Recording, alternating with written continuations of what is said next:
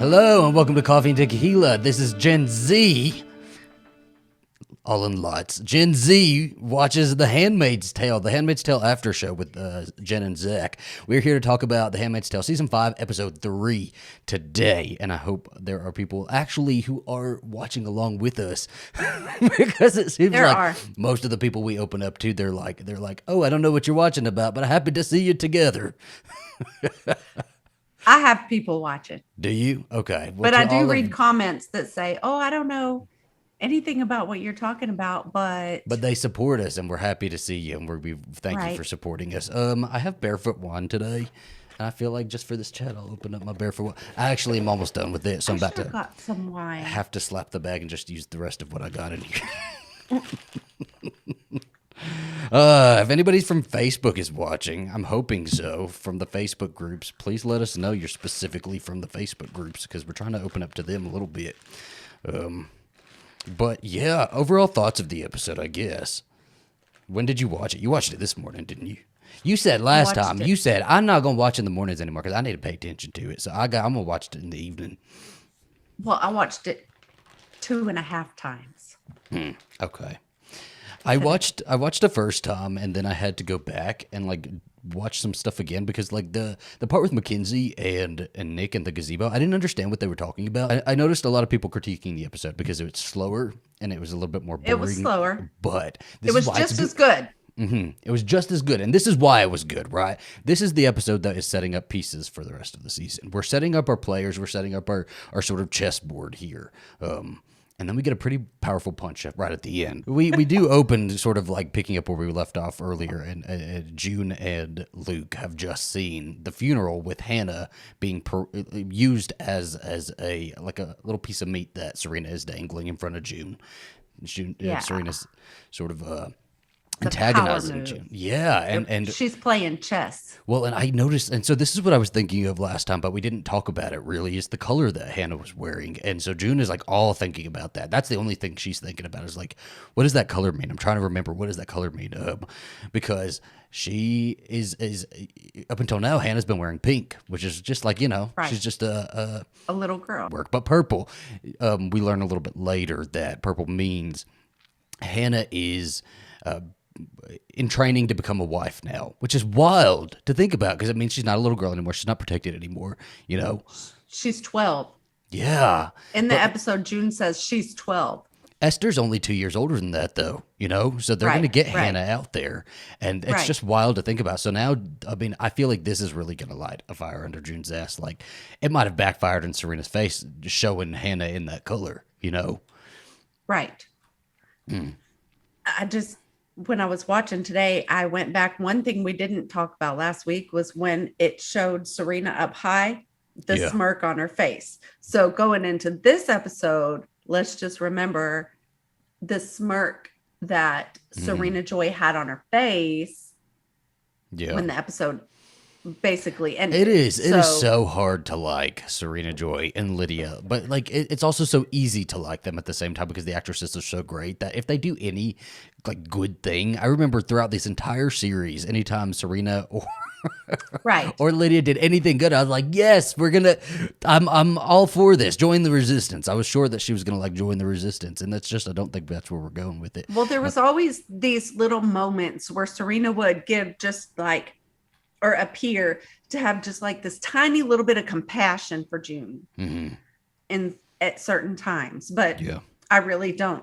I think she probably does, but at the same, I don't know. Right now, I don't see anything positive whatsoever. We're just setting up players right now, and Moira comes in and has also seen it, and so she reveals that there's another resistance group that she knows about that's kind of getting messages into Gilead, right? Because she, June wants to contact Nick about Hannah, But June gets pretty pissed about this, that she's been holding back information. But what did you expect, June? There's tons of information that you probably don't know about. There's tons of different groups that I'm sure Moira has not laid out all of the information that she has for you. And she even makes it a clear point that why would I tell you about that? You come to us like this. reacting in certain ways that is a little frightening to us as your family and your friend. That why would I tell you about something like this? Of course I'm not going to, but because this is now a situation that Moira's like, okay, well, we see Hannah, we know that we have to do something, right? And so she gives her that little piece of information. And they do go out and they set out to I was trying to listen for a name for this group, and I guess it's just they don't really have a name. But I also saw I saw inside the episode. They said Mayday. Were they Mayday? So that's what I was unclear about. They said they were Mayday because they said they were Mayday, and then so June was surprised. There's Mayday in Canada? Yeah. And they were like, there's Mayday everywhere. So yeah, they said they were Mayday. I guess I misheard that part then because I thought they knew Mayday or something. So I guess Mayday is just a bunch of different little chips to this like bigger puzzle.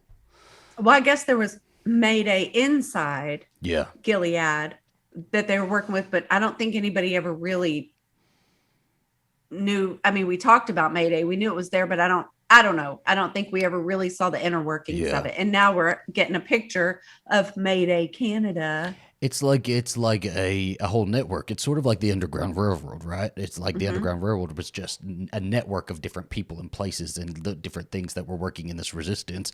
And I think that's what Mayday is supposed to be, I guess. So now, and last time we heard about Mayday was last season, right? And the group that June came upon, where was she when she came upon them? I don't remember. Baltimore, something like that. I don't know. I think she was in. Was it Chicago? Maybe it was. Was it Chicago? I think it was. Oh, goodness. One thing about this show, I will say, is it is hard to keep your facts straight and remember all of the pieces that you're being fed throughout the series because it's so long between seasons, and two, there is just so much information that I do find myself a little lost sometimes, even though I've been keeping up with it. But I watch and they talk about things sometimes, and I'm like, okay, so where was that? I don't remember what that was like. Like later when when Nick and Tuella were talking, I'm like, okay, what was the agreement that they had? What was the talk that they had? I had to like really think and remember that. I'm struggling a little bit with all of the information that we have. Well, that's why I have to watch some episodes more than once. Mm-hmm. Just so, because I every single time I go back and rewatch an episode, I get more pieces. Mm-hmm. So yeah. I did 2.5 times today because of that. There you go. We do meet with Lily, Lily, again, refresh my memory. Lily was helped by June in which way? She said that it was with the trade, the trade with bread. Trade Waterford. Okay. Yeah. Correct. Okay. Yeah. And so Lily's working with Mayday, I guess. And so she brings June over there, and June is like amazed to see this little tiny outpost set up, right? But this like wall of people that they were able to get out. And just showing June things like that we already know is putting those seeds into her head, right? Because she kind of, I feel like she was doing such great work inside of Gilead, and when she got out, everybody kind of just expected her to be like with her family, right? But I feel like her heart was with the resistance still, and I think that honestly is the place for her to be. You need a specific type of person for that resistance fighting, and I think June is exactly that type of person that you need, that she is valuable to them. And so I hope she starts doing a lot more work with the resistance. Well, she's a strong person. And I think they don't give her enough credit. So I think her family, and they know she's strong, but I think they feel like she's going to break at any time. But I don't think every single time something happens, it just fuels her more. Well, and I think she breaks more and more not doing work. Like sitting and stirring, I think is worse for her than actually being proactive and getting to do something, you know? But everybody expects her to sit. She spent years. Yeah. We have to remember, she spent years trying to figure out how to get her and her children out. Her 2 children. So, who had both been stolen from her, and she was able to get one out. And now the other one is in a purple plum colored dress. I know, which is getting ready to go to school to become a wife. And like, when is the point of no return for Hannah? You know, like when are we not able to get her out? Right. So like the time is now. The time is now, and I'm fully on June's side. Let's go in. Let's get Hannah, kidnap her ass, bring her back to Canada, and make her Canadian. You know, it's time. She's pretty much spends the entire episode in this outpost. It's a quieter episode for June, but I like it that we're gathering information with her. Right, they're not making her do a whole lot. They're letting her sit and take things in a way that is. It's a lot less stressful.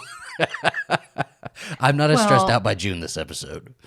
Because there's just a whole lot of other stuff going on. Yes. I would say this episode was definitely obviously had June in it and was somewhat about June, but I say this episode was more about Serena Joy. Yes, it is. And when we pick up with Serena Joy, it's like right after the funeral with her and Tuello, and she can tell that I'm really confused about his feelings. Yeah, me too. Does he have feelings towards her, or is he just like, I don't know. It's just, I can't even like really tell. I know that she doesn't have feelings for him. She is using him just like she is trying to use Gilead, just like she was trying to use everybody that she can use, right? Right. But he just is baffling to me, and it makes me not really want to trust him all that much. He allows moments of intimacy. Mm-hmm. There are moments of intimacy between the two of them. And so when we look at them after the funeral, one thing I was a little confused about is, okay, after the funeral, and they were talking, and she said, you probably need to think about leaving because the Marthas of the hotel are going to report back. And he said, what are you afraid of? Are you afraid of what people are going to think? Yeah. So does he mean, are you afraid of what people are going to think about me being in here with you, or because now you're a widow, or me being in here with you because people are going to think that you're working with me? All of the above, I think. I think it's just kind of like I'm surprised he's not more, like, I would be shitting my pants a little bit if I were in Gilead, if I was like an outsider in Gilead, and I'd be watching my back. It's very much like the North Korea thing. Did you remember the guy in North Korea who, I don't know, was like stole a painting or something, and they tried him, and he spent like so many months in their prison, and then they gave him back to the U.S. and he was pretty much comatose until he died. That's how it feels. That's how Gilead feels to me. Is like I would be watching over my shoulder, but he's always standing around, smiling. He's always standing around smiling, but they never let him in anywhere. You know, no. Commander Lawrence says they don't let spies in. They go to a dinner party. First of all, he has to sit in a chair right in the foyer of the wake, right? Last episode, and then they go to Serena Joy goes to a dinner party at Commander Lawrence's house, and everybody is at this dinner party. It's. I thought this was like a secret resistance thing at first when she shows up and everybody starts talking, or like a counter resistance maybe. And because who is it? It's Nick, his wife Rose, Commander Lawrence, the Mackenzies. That's it, right? Yeah. Mackenzie's, Nick, his wife, Serena, Lawrence. Yeah, I think that's it. And then poor Tuella's going to walk in. It's so cold, too. It is cold here right now. And Tuella's going to walk in, and Lawrence is like, you sit outside, okay?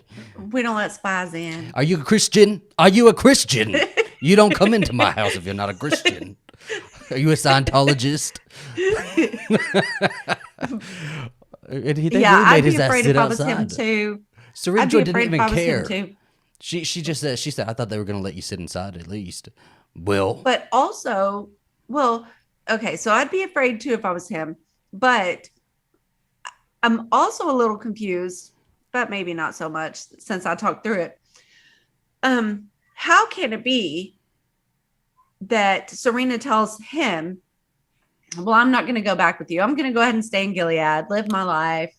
This is my home. And he's just like, okay. I think there's something that I was missing as well. Okay. Right? Like I was missing something. And she's a prisoner. It's that I thought she was a prisoner. I thought that they were going to give her some sort of at first they were going to give her some sort of immunity, right? Or see, I'm like unraveling in my head. She does not have immunity. She does not have immunity. Because she was going to get it for turning him in at first, right? But then they found out that she was involved in raping June, basically. Right. And being an accomplice to all of the crimes against humanity that June experienced.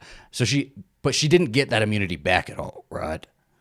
Well, not that I'm aware of, because when they go back to Canada, she has to go back into custody, Yeah. into her jail. It's so weird though. I don't like. I need to go back and revisit that. So if anybody knows, please Is like. this what jail is like in remind us. Canada? I guess so. I'd love to go. I'd love to go. It's free room and board. That's what it sounds like. June's got to pay $88 though. You know, I'm never gonna forget that. That is so fucking funny. And at this dinner party, we get a lot of moves here at the dinner party because Right. Serena goes here as if this is like she is a network executive going to do some networking within like whatever. She does think that. I think she really does think that. She put herself on a high horse like real quick after that funeral. She was like, I got these bitches. These bitches is my sons. Well, she's a creator of Gilead. Yeah. And so on one hand, I think she thinks that's where she belongs and she has some entitlement because she helped to create it. But I don't know how she wouldn't be afraid to go back to Gilead because if I was her, I would be afraid to go back to Gilead. And did you notice that Commander Mackenzie said to Serena when she said, you know, he got the burial that he deserved or the service that he deserved. And Mackenzie was like, yeah, but we really wish we could have given him a fair trial. Mm-hmm. Lawrence was trying to put that together, but they'd have put him they'd put his ass on the wall. Him and her would have been on the wall. So it's interesting that she's not there yet. But and she was afraid when she was in Canada. She was afraid to go back. Her and Fred were both talking about how they were afraid to go back. But see, this is the problem with her. She gets a little bit of power and she gets her way and she thinks she cannot be touched. It was the same when she went to Canada with Fred, had him locked up, and she thought she had the upper hand in the entire situation, right? Like she's constantly struggling to get the upper hand, but she doesn't have it and she doesn't realize she may realize she doesn't have it, but I guess she just will never stop trying to get it. She wants that power and that is the only thing that is like really driving her right this second. I guess her and that baby.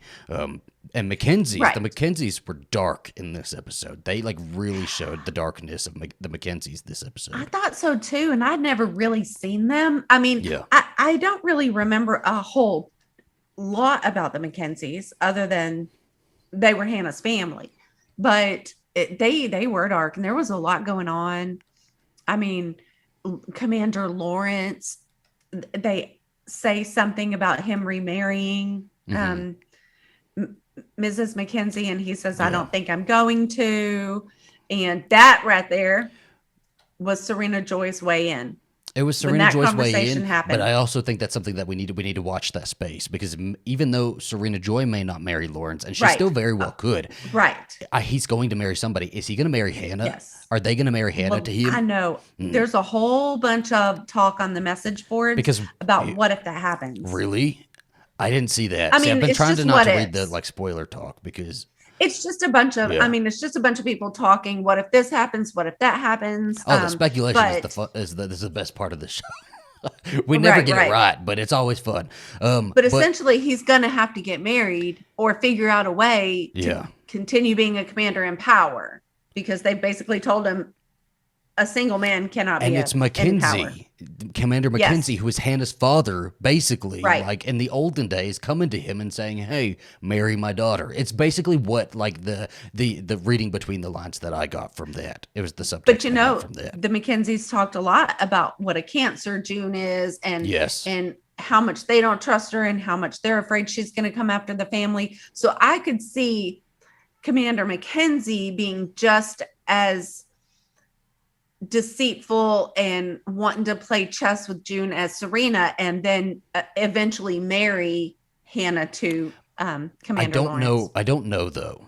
Yes. I do agree with you there. But I think maybe this could be because we get this back and forth of Lawrence constantly, on the good side in Gilead, on the good side in Yeah, Gilead. sometimes I feel like I'm a little confused about But I that. think he's just comfortable with his spot, and he knows what's right and wrong, and he knows, like, if he can do something, he's like, okay. He's very flippant about everything that he does. Yeah. And so, but, like, underneath, we know he's, like, bubbling and thinking, Like, this is a Right. very complex character, and I think if they do start pushing him to marry Hannah, I think that will be him helping Hannah to get out, and he will get out as well, or die trying. That's going to be his, like, little momentum push for that whole plot line, because he's not going to marry Serena Joy. That's not going to happen. Like, we've already kind of seen that. We'll get there. Yeah. This dinner party. I feel like we just go a million different directions because there's so much to talk about. Yeah, well, I mean, because this dinner party really was they show up like the mob wives. They have pivotal things to moment. talk about. Like, I'm having a dinner party with the Mackenzies and Serena Joy, and we're going to talk about all of the things that Serena Joy talked about me. You'll never gonna talk fight over about the my husband, table. Fred. Don't ever talk about Fred again, Lawrence. And then we have Rose, Nick's wife, who's kind of sitting there in the quiet, but taking everything in. I very much clock what she's doing. She's gathering intel and information, and I love her. I think she is going to be Rose. such an asset to the show, and I love that they're introducing her like this. Yeah, I like Rose. Somebody said I hope in our she's going to be an asset. Did you see somebody in our comments say that Rose was because I was trying to think of who she was, that Rose was one of the Marthas who, I don't know if this is correct or not. I need to go double check, but like Rose was one of the Marthas that Nick was used to go see. like back in the first season, I think. Right. Yeah. Right. And so if so, like she was already kind of doing a little bit of like inside work anyway. So a Martha can marry a commander? Which is weird. Or maybe she was a Jezebel. Maybe it wasn't Martha. A Jezebel can marry a commander? I don't know where we're going with the show anymore. This is Gilead. We're Christian. We need to start our rewatch because I feel like that will help us in the current day. Yeah. Because I feel like we're doing a lot of callbacks to prior seasons now. I agree. More than we ever have. And I feel like it's going to continue that way. And we need to understand what's happening. So then we get the stuff with the Mackenzies. The Mackenzies are definitely like stamping their foot into the ground and letting everybody know, hey, the Mackenzies are there because they know that something's afoot and that the people in this room are involved in it. And they're looking at every single person in this room and they're saying, y'all need to settle your asses down. Stop messing around because I'm clocking all of y'all, right? Well, I think that Commander Mackenzie's very suspicious, I think, of Nick and Lawrence. Yes. I really think he is. And I think he's more, not so suspicious of Serena Joy, but more telling Serena Joy, like, you're not getting anything. You don't get anything. Maybe he's, like, there to figure out what she wants so that later he can just, like, pull that rug out from under her. Because then, so a little bit later, we get Lawrence and Serena Joy, and Serena Joy is, again, trying to make her power moves. And you know what? Yep. She's trying to get married Good for her. today. Good for her. She's trying to find a baby daddy. She did say, she said, I would never marry you today, but tomorrow. What's your schedule looking like? Yeah. She's like, you know what, Fred? I didn't really want him to be my baby's dad anyway. He wasn't a strong man. He wasn't a strong man. He's not a good baby daddy. Not a good father for my baby. Lawrence, your wife killed herself, didn't she? And then she's like, I always was fond of her. And he's like, yeah, I'm sorry. I can't say the same. It was funny because when Lawrence, when he looked down at the finger and he said, Fred, I shouldn't have done that to you. I thought he was talking about the baby. I was like, No, it's sugar finger. But that was next to the bump. I was like, oh yeah, it was covering the bump. She was patting it with her. And Lawrence is like that he would give a dig like that. patch. Lawrence is shady. He's got shade. He's like Phaedra Parks on the Real Housewives of Atlanta. Yeah. But Serena Joy is really trying to push this because it does make sense, right? When they were starting to introduce that at the dinner table and then Serena Joy meets with them, I'm like, are you freaking kidding me? Is this really going to happen? Lawrence, are you kidding me? And I thought it was going to happen. I have to be honest. I was duped. Well, then he was feeling of her belly, and he was like, "Oh," and she's like, "Oh, he's really active." Because Serena Joy was very much like, she knows how to put it to him, right? Like she knows that Mm-hmm. Lawrence has got to cover his own ass too, and she's like, she very much plainly put it out for him. This is not a marriage of love. Like he clearly said in Right. there that you're not going to be in power if you don't have a wife and you're not assimilating to this way of life. Right. I also want a little bit of power in this game, and I need to be a commander's wife because I need to remain in Gilead, and that's how I'm going to remain in Gilead. Because Right. how is she going to stay in Gilead husbandless? You're not. That's not your good. That's not going to be your life. I mean, she's fertile, apparently. Do they She marry could off be the a 12-year-olds? Can a 12-year-old be a commander? Could they do that? I feel like this whole Gilead thing is a little messed up for me. That they could probably go that direction. And Lawrence seems a little bit open to it, but he's and we find out a little bit later he is not. He's not. We finally pick up with Aunt Lydia and Janine and Esther. We kind of see their fates, and Esther's alive too. I thought Esther was going to be dead by this episode. Oh, well, she's going to be. There's a lot I have to say She's about going to Lydia. get a big punishment. Oh my gosh, let me tell you, Aunt Lydia's parts in this episode were some of my favorite parts of the whole episode. She had me feeling bad for her. This is and the I was thing. Just talking mess about her. I 2 cannot days ago. help but like Serena Joy and Lydia when they do little things I don't like this. Serena Joy. Like, no, but if Serena Joy were to say, June, let me help you, I'd be like, yes, we'll let you help her. Yes, we'll do it. I'm okay. I love you again, right?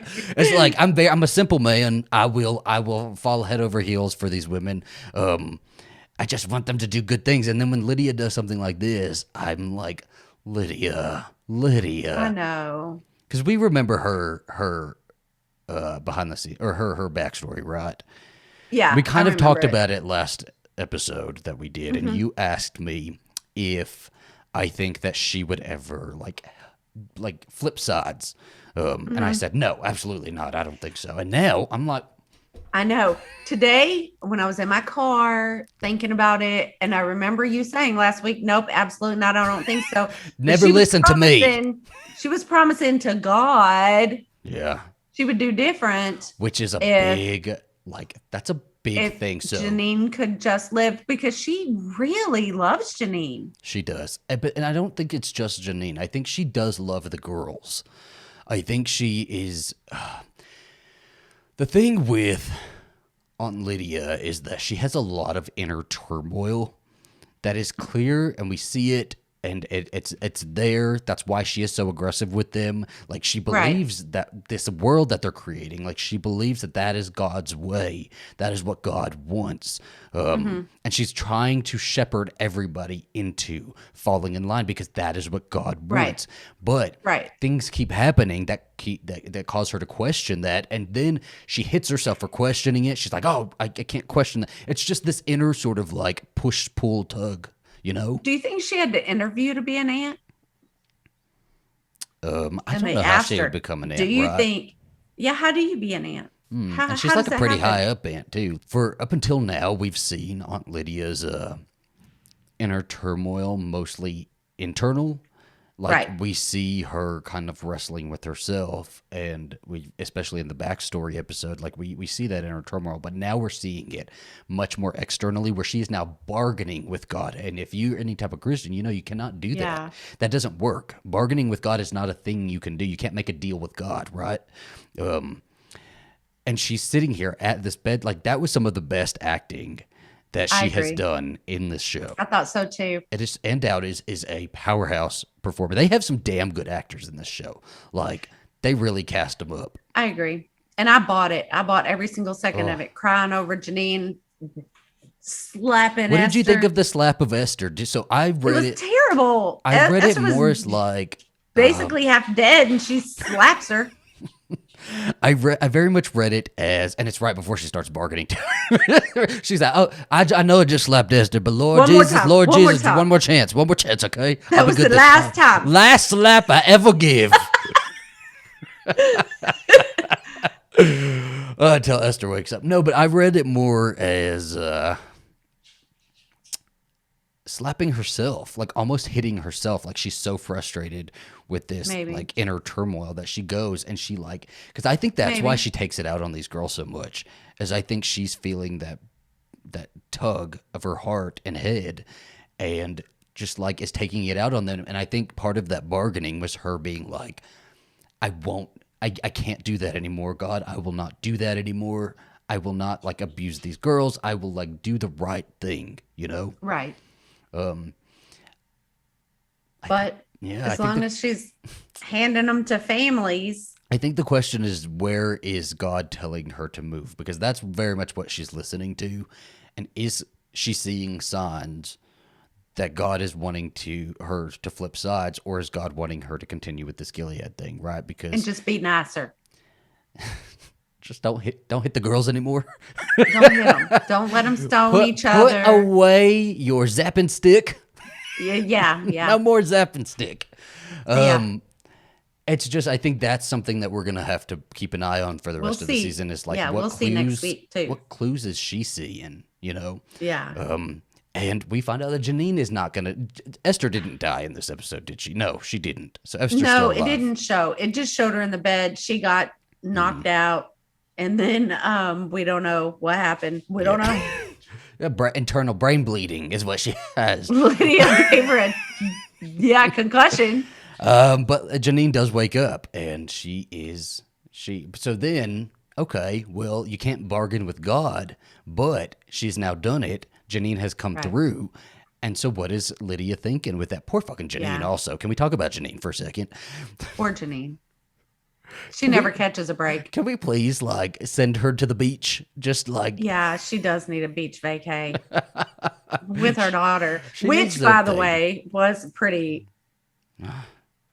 How Miss Putnam brought Angela in there. Yeah. And Miss Putnam said some really nice things about Janine. So, every time any of these sons of bitches give any sort of kindness, I'm like, oh, are you in Mayday? Yeah.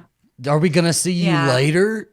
It's really got my give it back. Yeah, she's not gonna give her back. She's not gonna give her back. It's just and especially and I don't want to give Miss Putnam a bunch of compliments. I don't want to, because I think if Janine had been any other way, had displayed any signs of mental illness or anything like she did in the first season, Mrs. Putnam would be like completely blockading her and like walling her family up, you know? Right. But it was like a really good kindness that she did, bringing Angela in, because Janine had done that for her. I think Janine, and we're going to see some sort of Janine Lydia team up in some way, shape, or form. I think I could see that happening. I think Lydia is actually absolutely going to keep like an extra special eye, no pun intended, on Janine. In a lot of ways. Maybe she'll give her another eye, like just let's say take one of mine. Terrible. That's all. Give her own, like a kidney donation. I don't think you can do that. I don't think that's something you could do. Well, sort of after the dinner party, Nick goes outside to Tuello. He's been outside for God knows how long this whole time. In the cold, dark. Oh my God. With the eyes probably in the bushes, you know. And he goes out there, and so what does he basically say? He says like, "Don't tell June about Rose." Right. Yeah. He just says, "I want to be the one to tell her," because he knew it was going to kind of, even though she's back with Luke, it's going to kind of be a sucker punch. Yeah. I don't know. So Nick and Tuello have this like conversation about that goes back to the earlier conversation they had about Nick giving information about Gilead, because they really, I guess what they really need, like real bad, is information on the infrastructure of Gilead and how the inner workings are and how things work, which is crazy that they want that so bad, and that Gilead would allow him in there to kind of like pick up on certain things like that, right? Right. Like where all of the wives are, you know, what colors they wear, what colors these children wear, what color the handmaids wear, what, you know, like he's gathering information even though he's made to sit outside. He's still getting things. Right.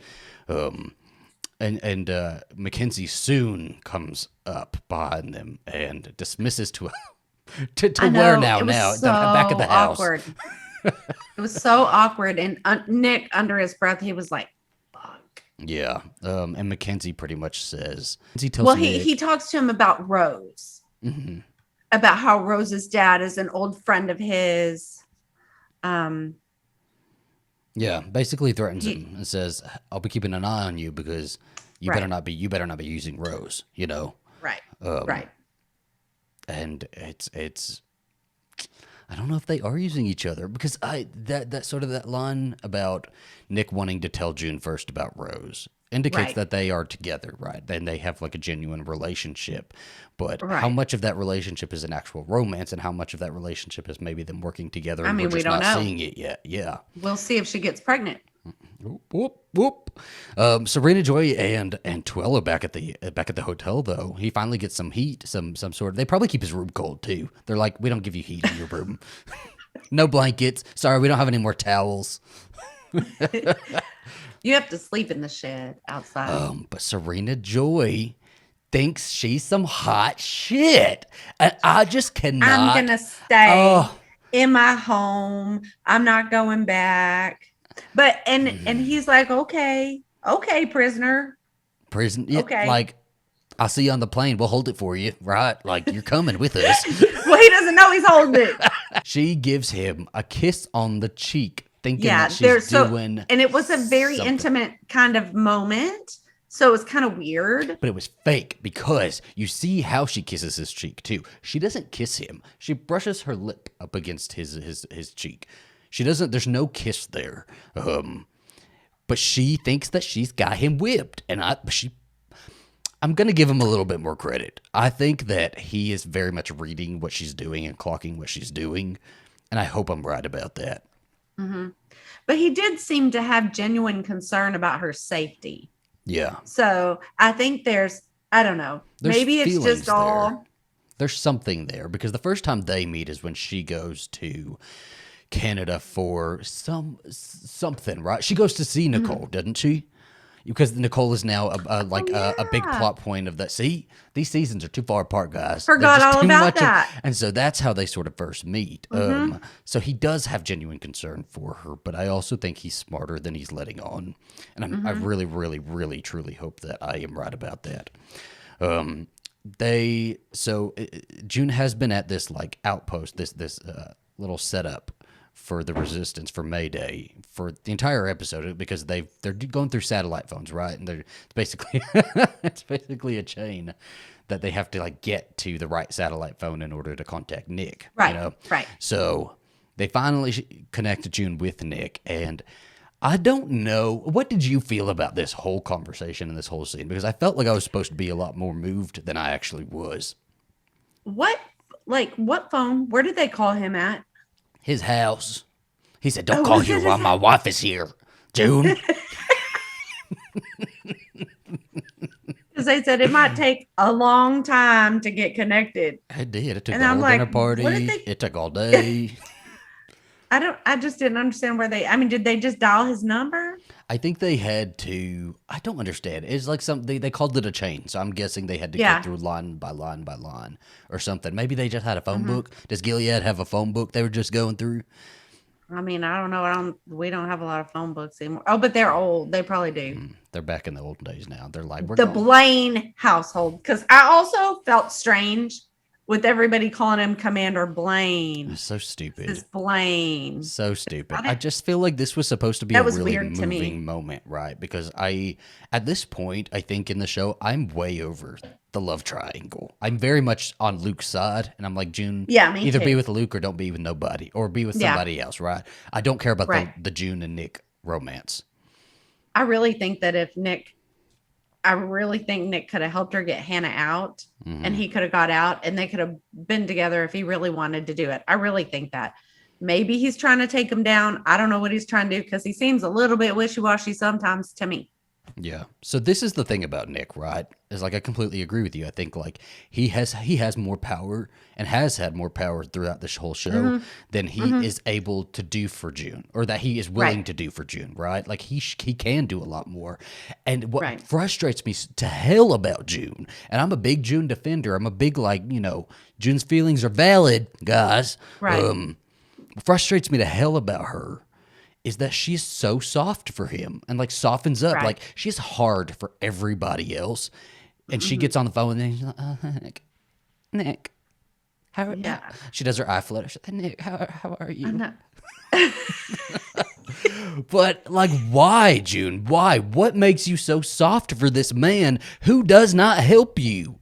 Well, I think he has helped her. Has, yes. I'm having a lot of problems with my earbuds. I'm sorry. I think he has helped her, and I think he does want to help her.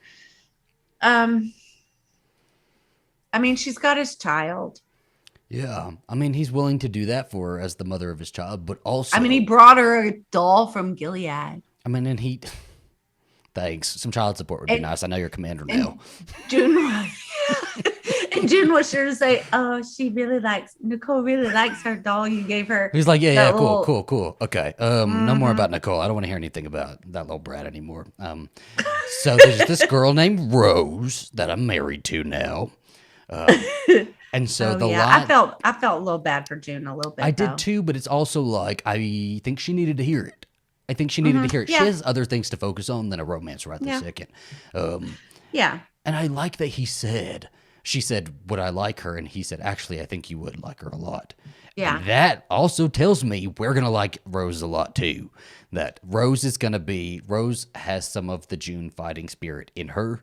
And I think we're going to see some parallels there. He helps. He does help. And he does help when sometimes when he's called upon. There have been, it's like 50-50 because 50% of the time he hasn't come through. Well, he helped her. Asked. He helped her get Fred. He did, which was a big one. Big get. We'll give him the credit for And but he was having flashbacks. When he's talking to her on the phone, he was having flashbacks about her. Yeah. I think he loves her too. He does. He loves her. They but just can't be together. They can't. She's married. They can. And be he together. is too. This is his second wife. He had a wife already. She cheated on him. And she got thrown in the pool. You remember? It's terrible. Don't laugh at that. She drowned. Poor, and she was young. She was. And she really liked him. They had to do it through a bed sheet. Do you remember? She was just terrible. The problem with Nick is he is not doing it, at least from what we see. Again, from what we see, he is not doing anything to upset the structure of Gilead or to do anything to take down Gilead. He is very comfortable with his role in Gilead, with how Gilead is running things, and where he can go in Gilead. He sees a future in Gilead. And I'm screaming at the TV every week, June, this man is okay with the system that you were in, right? He only helped you. Did he help her to get out at all? I don't think he really even did.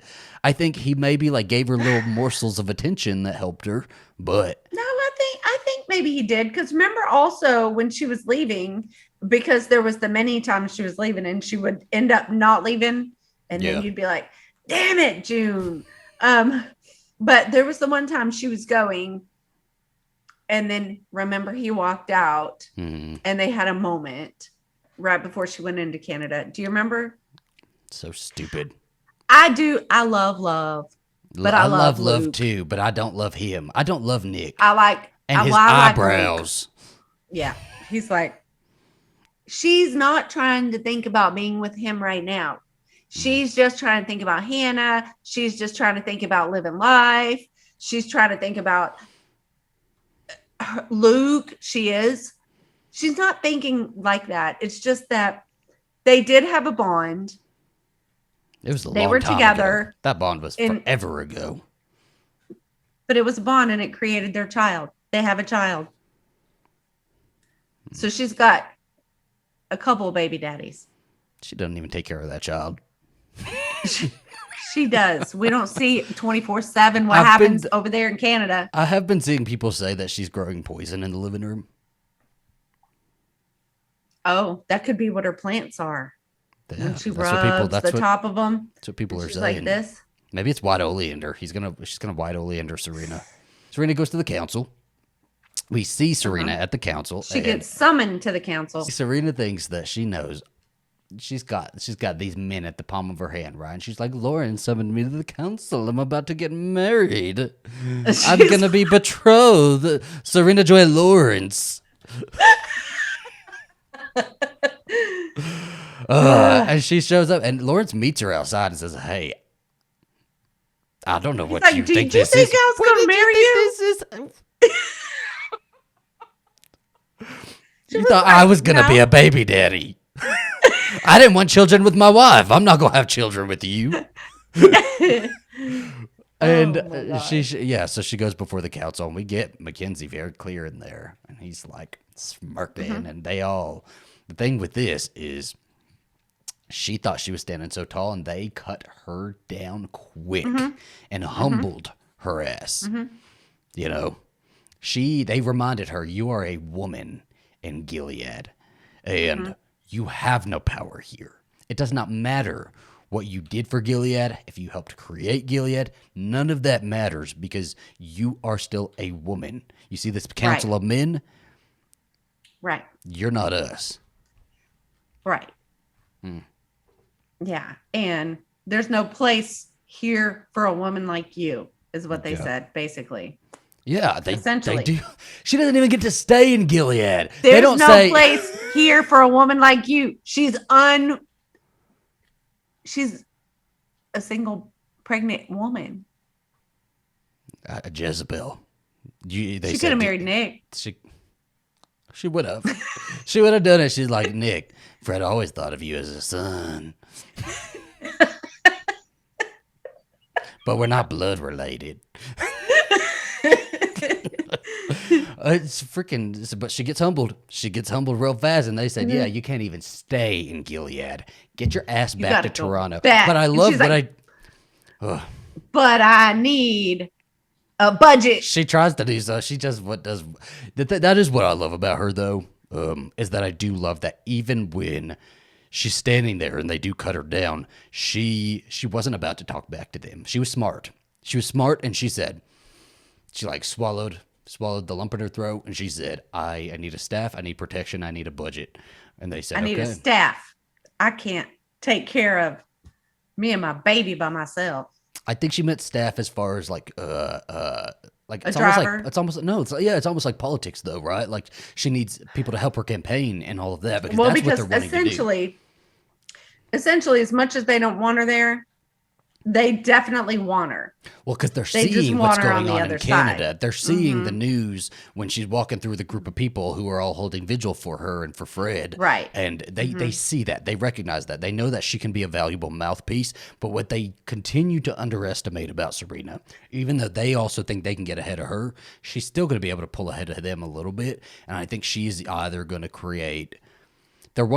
I feel like they're wanting her to go over there to try to like turn people over and expand Gilead. But I think she is going to try to use that to her advantage and create her own little thing. We have to remember, Serena is all about being a powerful figurehead herself. Right. That is what she wants. So she's going to create something that's most beneficial to herself. And she shows up back on the plane. Twelve's like, oh, you're here. And he's like, oh, they told us to hold it. She didn't even say anything. She just sat down. She said, she's like so cold to him now. She's like, that kiss meant nothing, like, Twello. Did you change your mind? She's like, yes. You know what? Toronto is better weather anyway. It's the same. Cold and dark. Okay. Now we need to talk about this. She shows back up in Toronto, right? She lands. Oh. She has a driver. Back at the outpost, somebody tells June that Serena has landed at a private airport and that she's back. June is surprised. She's like, I didn't think she was coming back. So Serena lands. She's got all of these fans, everybody. And as they're leaving the airport, they're driving. And they come to like a little, you know how when you exit an airport, there's those little, like, I don't know what they are. Little tiny things where it's only one lane. And there's a car parked there facing them. I thought Serena, they stop because they can't go past the car. And I thought Serena Joy was about to get shot up. I thought all of these women she were would die, but I thought something bad was about to happen because there's the car and she was scared. All of a sudden there's all these people and the driver was like, you really have a lot of supporters. And she's like, we're spreading the word of God, God's servants. And then all of a sudden there's this car and she like the look of fear in The her look face. of fear over my face. I was jumping and hooting and hollering. I said, what is going to happen here? I thought she was going to like get shot up. I thought it was going to, because I figured she wasn't going to die, right? Like this is going to be the big power villain of the season. But I was like, holy shit, what is going to happen? And I was trying to think of who was going to be there. I was like, is Moira going to get out of the car with June? Is it all of them? What is it? And we like linger on it. For the girls with the guns. Oh my gosh, the girls with the guns. We even glossed over that earlier. Like we see they got the guns, you know.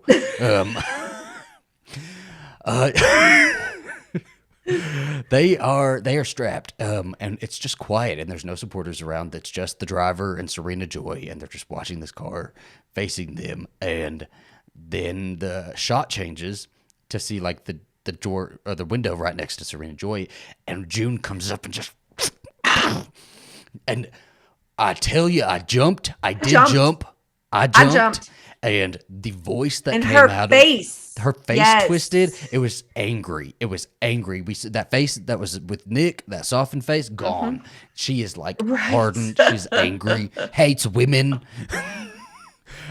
She was just. She was pissed. I've never seen her that pissed, and not even that pissed. Maybe not even that. So I have never seen her a mixture like that of being so pissed and having such resolution on her face as well. Like she's there to fuck Serena Joy up.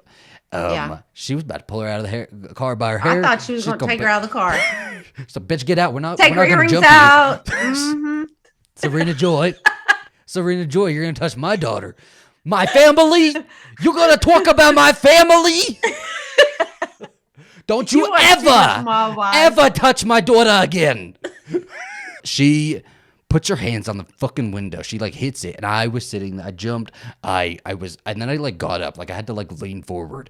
And the voice that came out of June, I've never heard her sound like that before. She like it like got so deep and devilish and satanic, and it like it did. It really did. Scary. And she didn't just use it once. She said the sentence twice, the exact same sentence. Exactly. Don't touch my daughter again, right? Or don't ever touch my daughter. Yeah, don't ever touch my daughter again.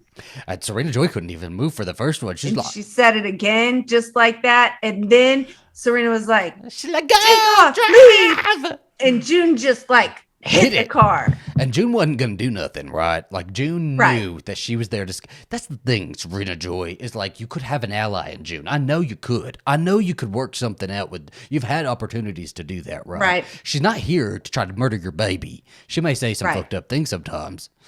Right. Like, let's make your baby a handmaid. But she's not there to kill you and your baby. She is there to like look out for her and herself and her own, right? She's trying to take down this system that's like really messed up.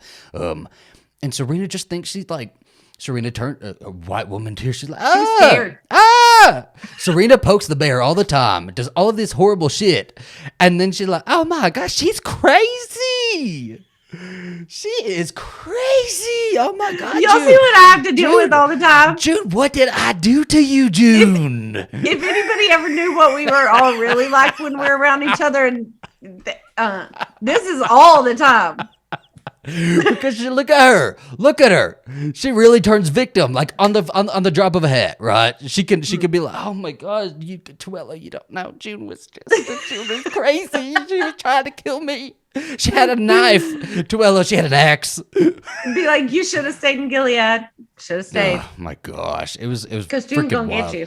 The ending to it, like, you know, the episode may have been slower, and again, I think it was just setting up pieces to this bigger chessboard. But we have this ending, and like June is not to be messed with. Right. Well, the thing is, the 2 episodes that came out last week, so those were our new episodes of the season. We're really excited to get them. They packed it full of stuff. This was not a slow episode. It was just a little bit of a darker episode where there just wasn't a whole lot of activity going on. Yeah.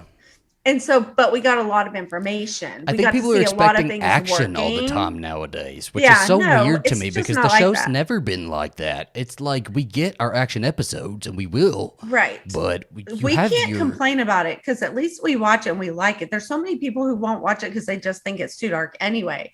But it just wasn't, I don't know.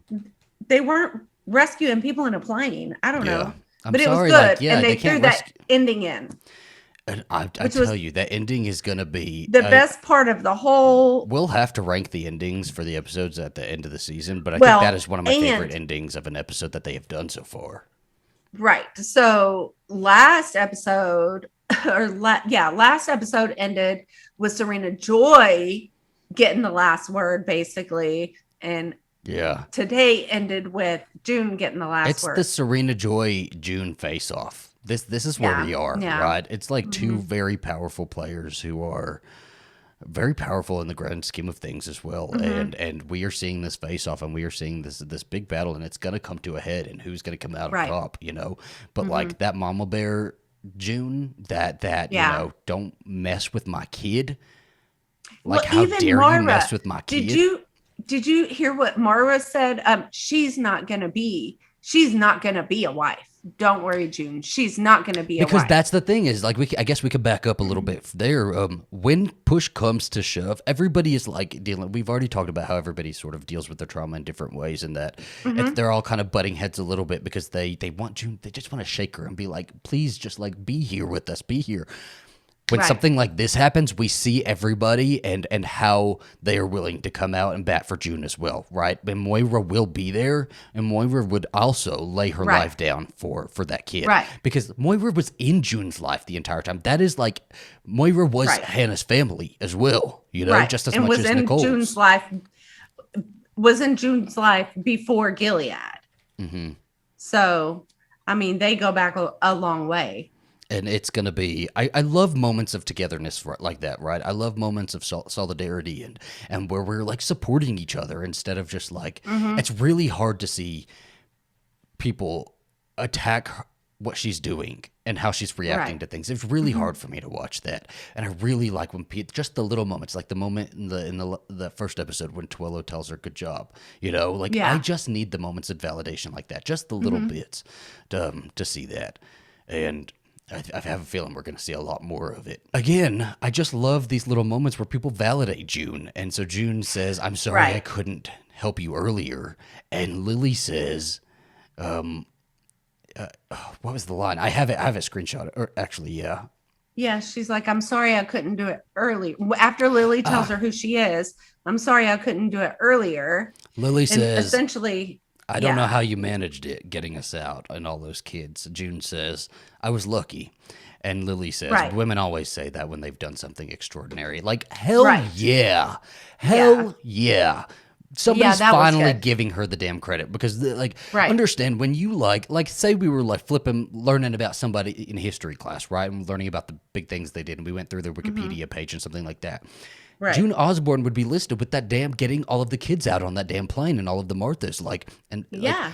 That Gilead would be Underground. that would be a big highlighted point in the big Right. resistance move that June has made so far, Right. and like one of many moves that she's made so far, and that was just the biggest one that hit the headlines and was able to go through so successfully. But like June is a freaking renegade, and it's She time is a she renegade. deserves her respect. And I think her path in life is this resistance. I've also seen theories that maybe June's mother's alive, Holly's alive, because we've only seen her in the Right. colonies. We've never, I don't believe we Right. saw her dead. But someone told me, or I read, or something where there was a picture. It showed a picture of her dead. I Or don't remember a if it was her picture. dead again. See, that again, like that's information that I remember feel like either. is just like going out of my head. But I remember her seeing her in the colonies, whether it was dead or Right. alive. I remember she was in the colonies. And if she could have if they could do that, if they could pull that off, I think that would be like such a great plot point, Right. because her mom was also like a big like feminist, and Right. Right. I should have. it's like a I should have lineage. brought my feminist cup next time. Which gonna one bring do you my have feminist today? cup. Slay all day. Slay all day. There you go. You and your million Ray Dunn mugs. Okay. Well, I have my View mug. It's just the View. It's rubbing off. I bought you a mug. You didn't know. even act excited when I sent you a picture. I and was told excited you about it. It's the Halloween one, so I need it during October. I can't. I am excited to get it. You just got to send it because I'm like, when am I going to get it? I'm not even sitting gonna by find my it. coffee pot. It's on my display. It's gonna go from there to Aaron's room, and I'm never gonna have it. Okay, it's just gonna be gone, lost to the world. Okay. All right, guys. What did you think about this episode of The Handmaid's Tale? Where do you think this is going? What are your theories? Do you just like to listen to us talk and you've never seen the show before? I have a feeling that next week we're gonna have a whole lot more to talk about next week. I think there's gonna be a lot more going on. Yeah, I think so too. I think our action's going up here, man. We're getting somewhere. Well, because we only have how many episodes? Oh my gosh, what is happening? What is going on? Serena Joy said, "Not today." Anyway, sorry. So just when you think Serena Joy it doesn't have any upper hand, she got all the upper hand. Okay, she said, "You're not gonna besmirch my name." All right. Well, you can find us at Coffee and Tequila anywhere if you just search it, wherever you're looking to find us. And we will be back next Wednesday for episode 4. Bye, guys. Bye.